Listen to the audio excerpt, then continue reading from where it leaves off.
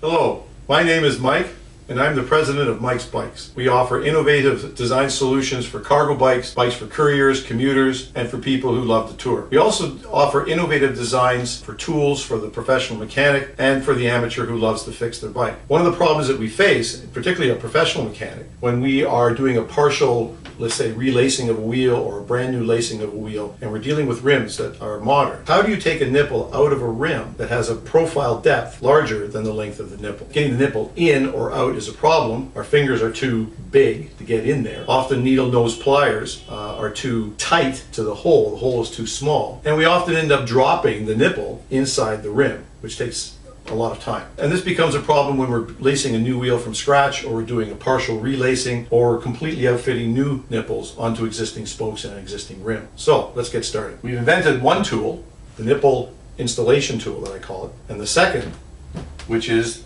the applicator for the lubricant. And we'll talk about both of these in a minute. The first step uses the nipple installation tool, and the first step also includes getting the nipple out of the rim. So we're just going to back it off here, and you can see this is a tight one. Okay, so we're just going to make it a little bit loose, not too much. And then we take the nipple installation tool and we put it on the inside at the head of the nipple. Just 2 or 3 turns. We have a little grip here that makes it easier to turn. There, so it's nice and snug, it's loose, but it's in there 2 or 3 turns.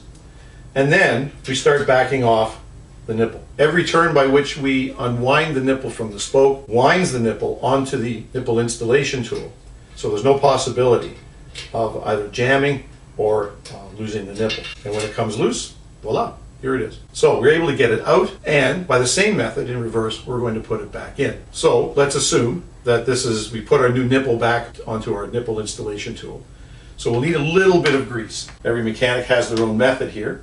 I use an old piece of cable housing, and we just rub some grease on the bearing surface of the head of the nipple. The second part is to put lubricant on the threads of the spoke. So that's what the second tool is for, our lubricant applicator tool. You remember when we were children and we had those bubblers and we dipped them into the soapy solution that had a little film and we blew it and made bubbles? Well, this loop is designed to do exactly the same thing with linseed oil. It's designed to hold exactly the right amount. And now we have lubricant on the head of the nipple, and we have lubricant at the end of the spoke on the threads. And so we put the two back together, and then we give it a couple turns.